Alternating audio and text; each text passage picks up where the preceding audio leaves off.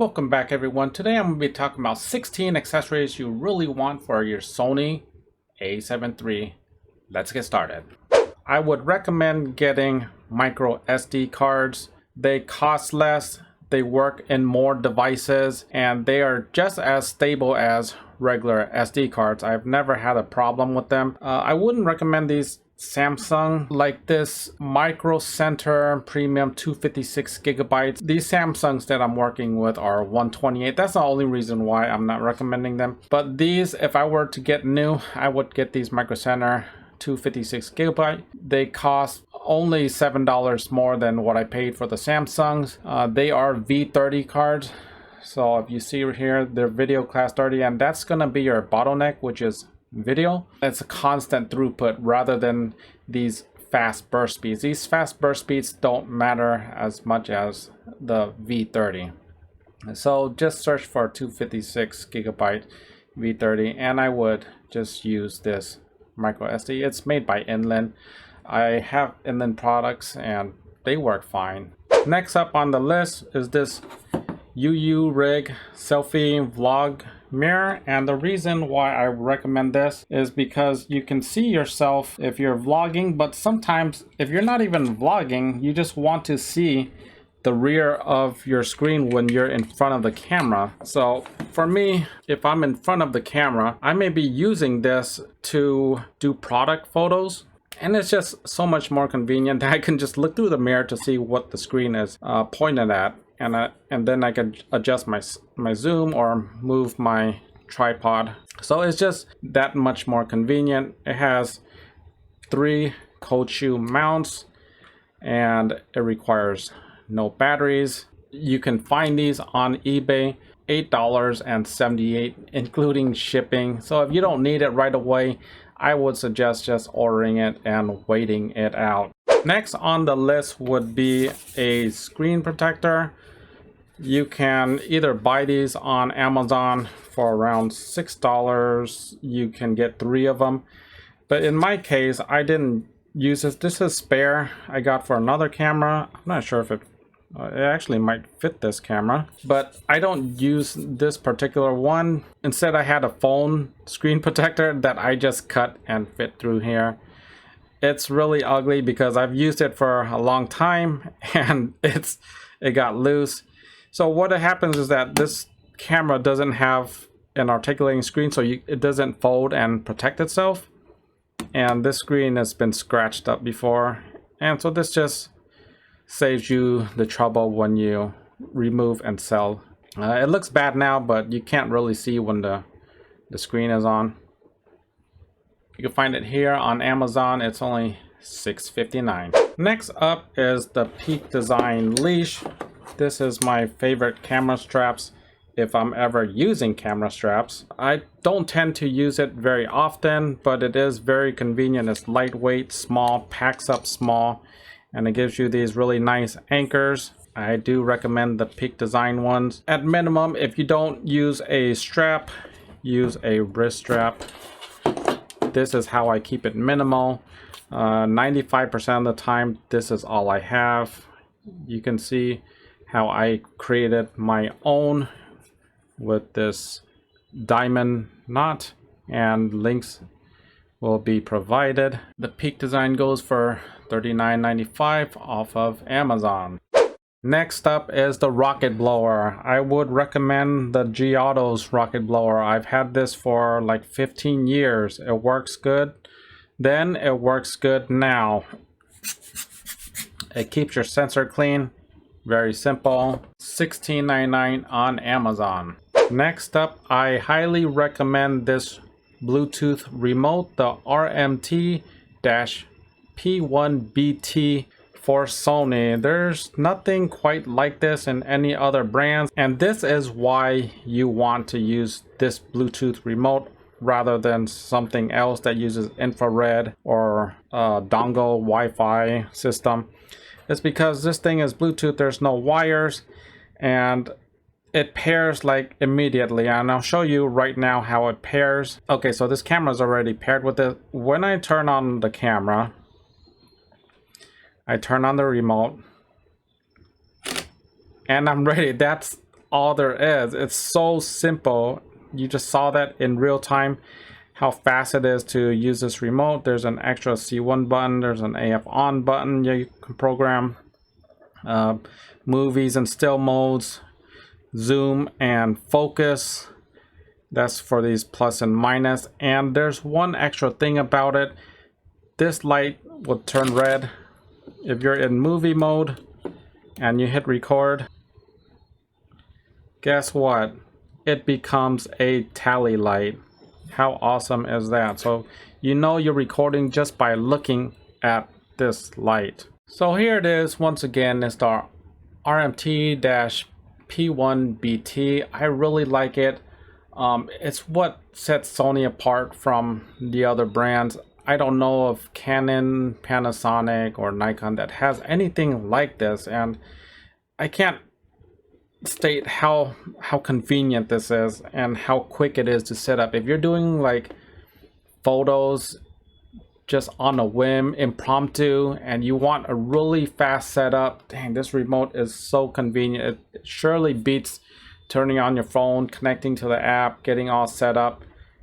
Like I said, this thing, you just switch it on, or you could leave it on all the time, it doesn't matter. Hit that record button and you're good to go. Next on the list is a sensor cleaning system. I would recommend at least a dry cleaning system, and that's this brush right here.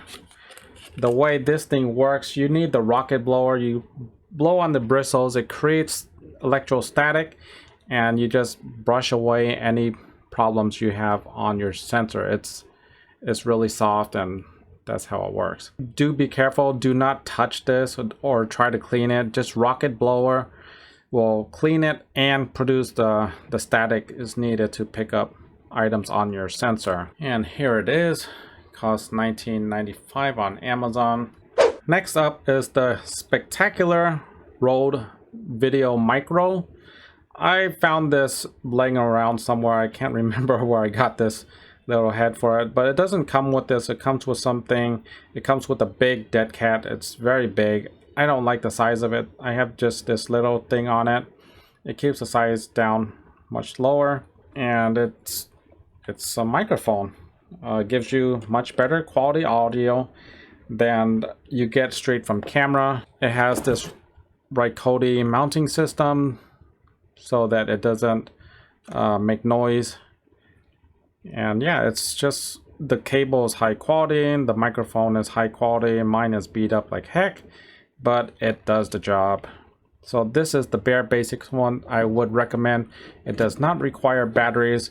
Here it is, $59 on Amazon. If you are going to splurge, Sony does make that ECM-B1M microphone. It's also a batteryless system, but it costs $350.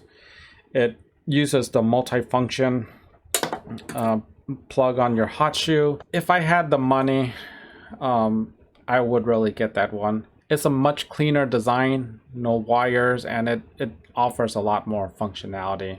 So I am saving up for that. I'm probably gonna pick one up if it goes on sale. I did see it go on sale for quite a good price, around $300. So that's also a consideration. Next up is a tripod. I happen to use this Backpacker, MiPhoto Backpacker Air. You can see it's really small.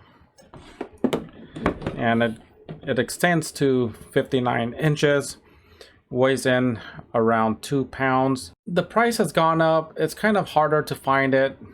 It is what it is. I got it for $29.99 Black Friday sale. It's currently selling for $86.95 on eBay. I would shop around, see if you can get a better deal than that. Next up are aperture lights. Well, you can get any brand. I just happen to use this ALM9 by Aperture. It's really small, really lightweight, has internal charging, and it has a hardware switch for lighting. And the great thing about it is when you look for these lights, it has to go low enough that you could point this at yourself or your subject and it won't blind them fiercely, okay? Some lights, they don't go that low and they will blind people. And so I like having this light instead of using a flash, because if I'm gonna point, I just need a little bit of fill. This light does the trick. It's not blinding bright, and at the same time it can get much brighter. So I happen to use the Aperture AL-M9. Here is the light on Amazon. It's $44.99. Sometimes you can find them in the warehouse for a lot lower. I believe I got mine on the warehouse item for $20 or $25, around that price. Next up is a power bank. I really do recommend you using a power bank. This one in particular has USB-C input and output. It has two USB-A inputs. You may have noticed that I have not recommended a charger or a battery for on the camera because I don't use spare batteries. I use these to charge with me on the go. So get a battery bank that is light enough to go with you everywhere. This one's not particularly heavy. 1500 milliamps means that I could charge the battery at least 7 times. But on top of that, I can charge my other items like that aperture light, or I could charge my GoPro or Insta360 or my phone. It has 2 chargers that I could charge 2 devices at once. So I don't use spare batteries. My GoPro does not have any spare batteries despite the very poor battery life. Same with my Insta360, my Panasonic. I have 0 spare batteries. ZV-1, 0 spare batteries. I mean, it's not everybody's cup of tea. That's just my opinion. I just use this power bank because it can charge any of my devices. This one in particular, I believe I got it for sale for $10, 15,000 milliamp hours by ZAG. It's a fantastic battery pack. Okay, so the last 5 items, they all go hand in hand and they are all very important. This whole little ecosystem goes hand in hand. Firstly, I do recommend a small lens. I'm talking about like a pancake style lens where it is shorter than it is wide. Okay, so that's what makes it what I consider a pancake lens. It is shorter than it is wide. If you're using a Sony mirrorless system, you just have to have a small lens because you can't really experience the full advantage of a really small system without a pancake lens. Next up is 2 bags, and why I recommend 2 bags is expanding on the first one. You really have to have a small system. There's nothing quite like the experience of a really small system. If you're going to a restaurant or you're going to a very casual function, it's really nice having a small system. So that's what bag number 1 comes into play. Bag number 2, let's say you have your normal stuff, you have your large lenses, and that's where bag number 2 comes into play. You have your large lenses, you have your tripod attached, or you have your all your accessories like in here, another lens, remote. So this is just the second bag I have. So the first bag I have is the Low Pro Dash.30, and you can see it in this link here. The other one is the Peak Design 3L. It's a very small bag, and you can see my review of it in the link here. Getting down to my last few items. This is not just a regular belt. It looks like a regular belt. It fits like a regular belt, but it's thicker than normal. It's a gun holster belt, and this is made by Hank's Belt the Gunner. That's the name of this belt. And the reason why, like I said, these last 5 items go together. This belt holds this camera pretty much a lot of the time. You can see the belt strap right here. It has a dual Velcro system, so it's not gonna fall off on you. And that's why I use this belt. You can use a normal belt, but there's a good chance that it will break apart and fail on you. So I've been using this for a couple years now, this gunner belt, and it is flawless. It works great, feels great. It looks good too. I mean, it wears great. Just an overall wonderful belt. Here it is.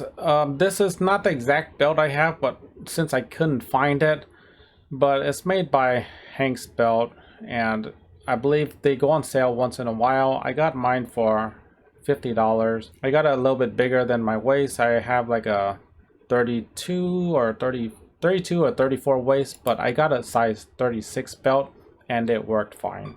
Second to last item I would suggest is a peak capture clip. So this peak capture clip connects with the peak bag, or you can connect it to a backpack as well. And it's super convenient because it's a quick mount system for your camera. You have the bottom plate and you just slide it right in. And there you go. It's connected to it. And you'll have to choose bottom plates. You could use an Arca Swiss. I use a combination Arca Swiss Manfrotto plate. It works with both Arca Swiss tripods or Manfrotto. This is the one I use. It's really convenient because you can just let it hang on the side of your body or in front of your backpack. And this is the peak clip. I believe it's the V3 model. Works extremely well. Holds very tight. There is no loosening. Last on my list is the Peak Design Pro Pad. Again, this goes with the plate, so you have to get the capture clip to make this work. And how this works is that you just have this on your belt, and now you have a holster system for your camera. Your camera sits right here. And the thing about this Pro Pad, instead of mounting it straight to your belt, is that there's an offset. You know, it's like a 5-inch offset. So when your camera sits a little bit lower than your waist, it actually feels a lot better than sitting directly on your waist. So I do highly suggest this Pro Pad to go with the capture clip and use on a belt system. And that belt system should be a gun holster type belt. It's not gonna wear on you. It's very durable. And that concludes my accessory list. If you guys find it helpful, please smash a like and subscribe to the channel. If you guys have your own suggestions, leave them in the comments. Talk to you in the next one. Have a great day. Bye-bye.